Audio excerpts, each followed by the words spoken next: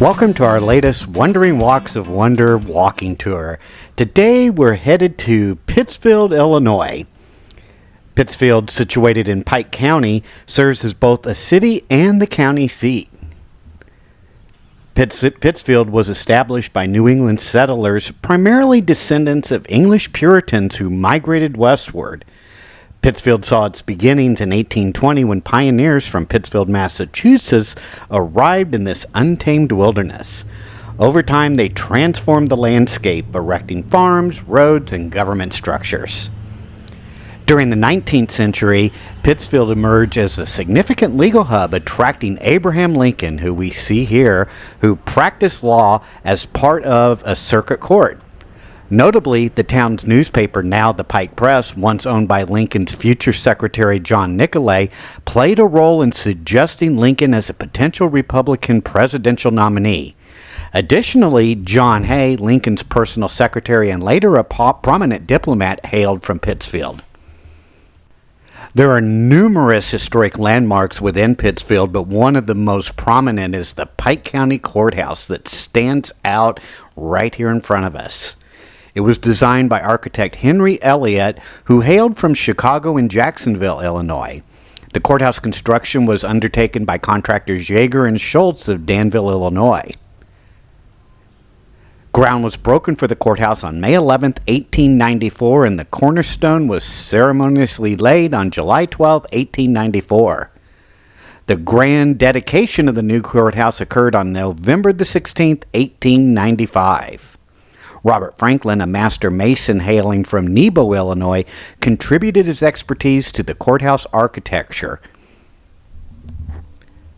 This impressive structure is the third courthouse in Pittsfield and the fifth in Pike County. It's fashioned in an octagonal shape, and each of the cardinal points of the entrances, north, south, east, and west, add a beautiful symmetry to its architectural elegance.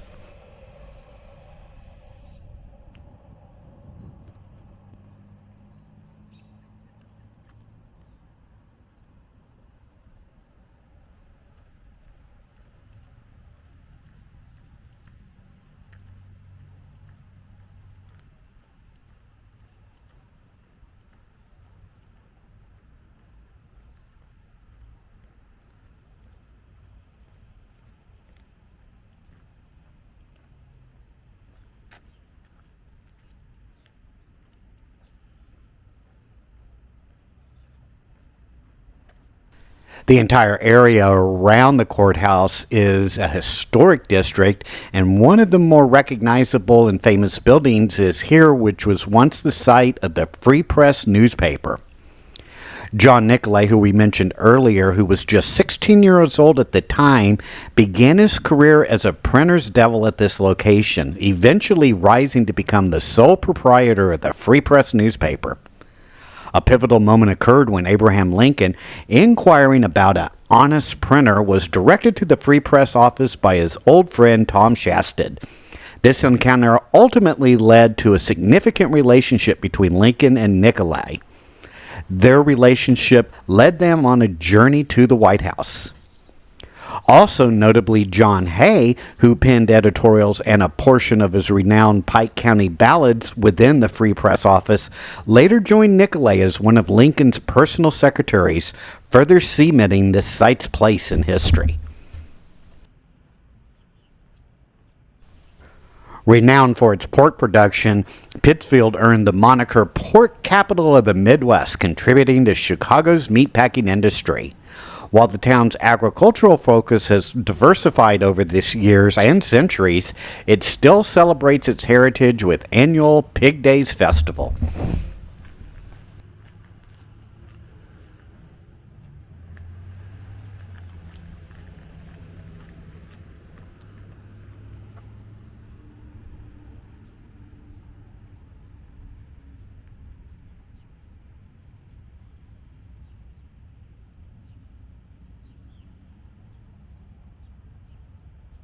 Sports achievements have also marked Pittsfield's legacy, notably its high school football team, the Saukees, which hold the state's longest winning streak. Dominating the gridiron from 1966 to 1973, the Saukeys set records with a remarkable performance, including an impressive season in 1970 where they outscored opponents 341-0.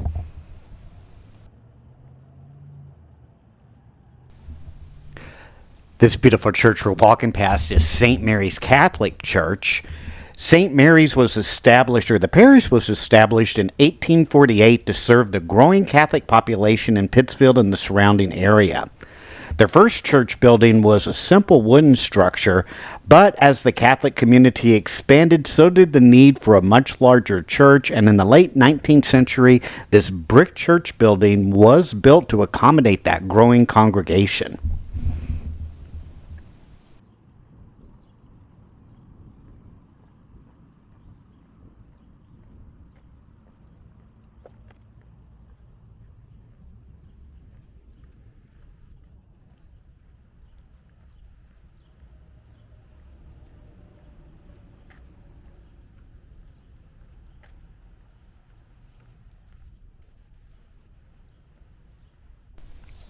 We're now walking past the Pike County jailhouse. The newer building is behind us, but right here is a building that was constructed as the old Pike County Jail from about 1873 and served as the only jailhouse for many years. It was not only more than just a place to detain prisoners.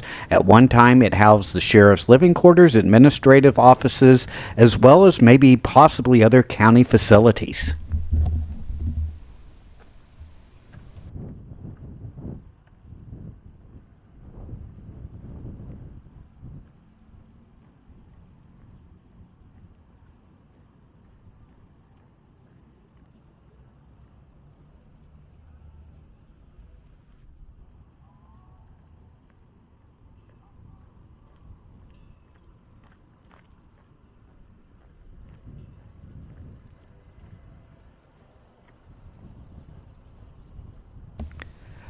We're walking past beautiful Pittsfield United Methodist Church. This church can be traced back to the early days of Methodism in the region.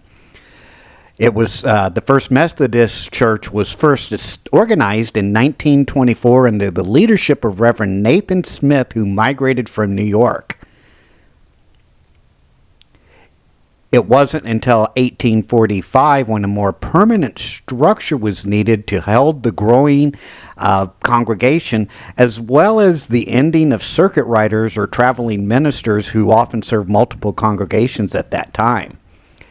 From 1845 to 1917, the church continued to grow, and that particular building that we see was constructed. This old house that we see in front of us was constructed by Captain George T. Edwards. Edwards, who was born in 1814, migrated from Tennessee in 1828 and settled in Pittsfield in 1835. Captain Edwards engaged in various enterprises such as teaming, farming, running a grocery store, managing mail contracts, and operating a hotel called the Star Hotel. His civic involvement included roles as a constable, deputy sheriff, and ultimately sheriff of the county. At the age of 48, Captain Edwards enlisted in Company A of the 99th Illinois Regiment, serving during the Civil War.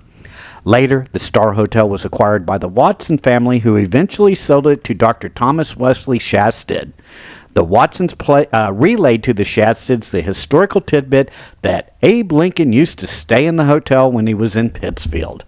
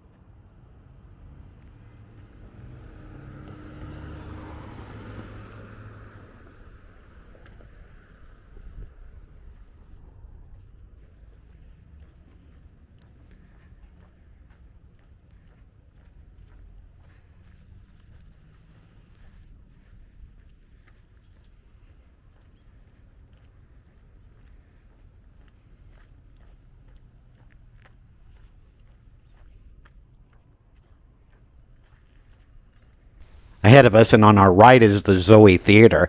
This theater debuted on September 17th, 1950, premiering A Life of Her Own starring Lana Turner and Ray Milland. Boasting 351 seats, the theater was hailed for its contemporary design and cutting-edge equipment. Ted Dell, a local designer and former manager of the Clark Theater, oversaw the project's design and execution. The movie theater is actually named after owner Armentrout's daughter, Zoe. Inside the Zoe Theater would dazzle people with modern touches, including well-textured walls and ceilings and a vibrant green lobby and foyer with mahogany wainscoting and faux leather new wood added elegance.